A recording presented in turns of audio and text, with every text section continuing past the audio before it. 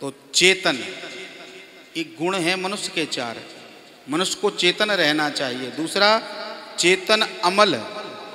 अमल का मतलब किसी प्रकार का मल मत रखो, दूसरों से ईर्ष्या मत करो,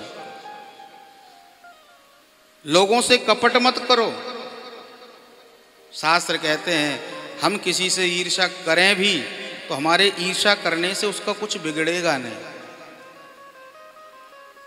परंतु बोले अपना भी जीवन में कुछ नहीं बनेगा। हाँ, कोई व्यक्ति अगर ये सोचता है कि सामने वाले का बुरा हो जाए, उसका ऐसा हो जाए, उसका वैसा हो जाए, तो क्या हमारे सोचने से सामने वाले का हो जाएगा? ये दो पक्षी हैं, एक है कौवा और एक है उल्लू। कौवे को रात में नहीं दिखाई देता है, उसकी आंख रात में नहीं देख पाती है, और उल्लू को दिन में नहीं दिखाई पड़ता है। उल्लू भगवान से कहता है प्रभु रात ही रात बनी रहे, दिन कभी ना हो।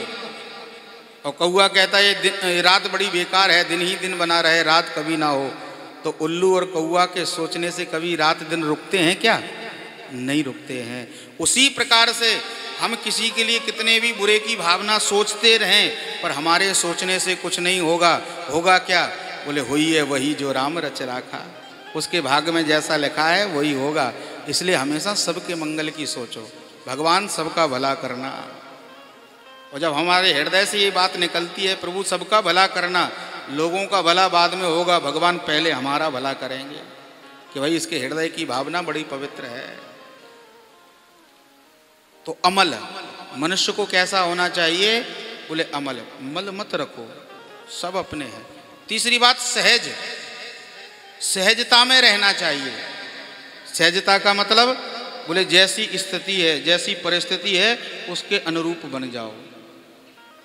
ये नहीं कि हमको तो ये चाहिए चाहिए, नहीं मिलेगा तो हम दुखी हो जाएंगे। जैसी स्थिति, सहजता में है। पर ये बात बड़ी कठिन है, जीवन में सहज बनना बहुत मुश्किल है।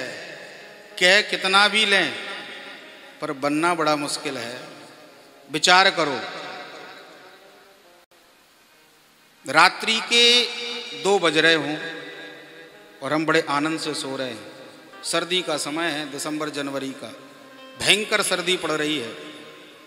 और ऐसी सर्दी में कोई हमारा बहुत प्रिय व्यक्ति आ जाता है तो हम उठ करके उसको दरवाज़ा खोलते हैं, उसको चाय पानी पिलाते हैं, अगर भूखा होता है तो भोजन भी कराते हैं। रत्ती भर हमको तकलीफ नहीं होती है। क्यों? क्योंकि वो हमारा बहुत अपना है।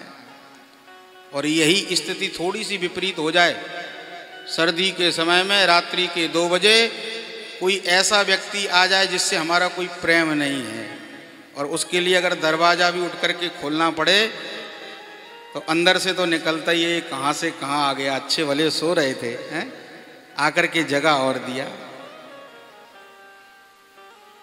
तो अपने के लिए कुछ और भावना और कोई गैर है तो उसके लिए और भावना, ये सहजता नहीं है। हर स्थिति में एक जैसे रहो, सहज बन करके रहो। सुख भी आवे तो भी सहज, दुख भी आवे तो भी सहज। ये मनुष्य का गुण होना चाहिए। पर हम लोग तो थोड़े से में सुखी और थोड़े से में दुखी।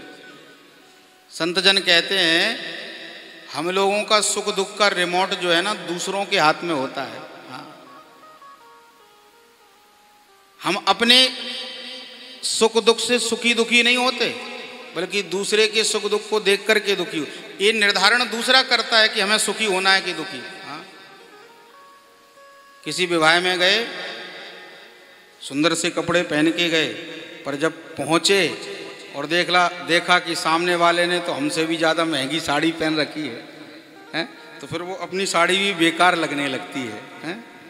मन तुरंत दुखी हो जाता है।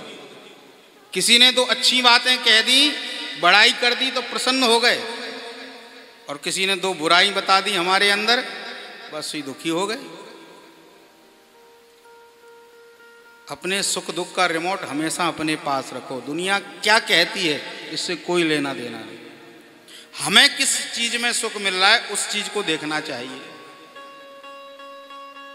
तो चेतन, अमल, सहज और चौथी बात सुख राशि, हमेशा प्रसन्न रहो, हर स्थिति परिस्थिति में प्रसन्न रहो। जैसी स्थिति है उसमें प्रसन्न रहने का प्रयास करो, ये मनुष्य का गुण है। तो कहने का भाव हमारा सिर्फ इतना ही है कि भगवान ने हमको ऐसा बनाया था, क्या हम अब ऐसे हैं? क्या हमारे अंदर चैतन्यता है, विवेक है? क्या हम अमल हैं? क्या हम सहज हैं? या हम सुख की राशि हैं? अगर नहीं है तो बनने का प्रयास करो। अच्छा, ये बातें केवल कहने की नहीं है, जीवन में हम प्रयास करेंगे ना, आप देखें जब ये गुण आएंगे ना जीवन में, फिर आपको किसी से कहना नहीं पड़ेगा कि तुम मेरी प्रशंसा करो। दुनिया के लोग अपने आप प्रशंसा करने लग जाएंगे, अपने आप लोग कहने लग जाएंगे कि फलाना व्यक्ति बहुत अच्छा है। हाँ? पर गुण हमें अपने अंदर लाने पड़ेंगे। तो भगवान की कथाएं यही सिखाती हैं कि व्यक्ति को जीवन में धर्म से जुड़ना चाहिए, भगवान से जुड़ना चाहिए। यही मानव जीवन की सार्थकता है।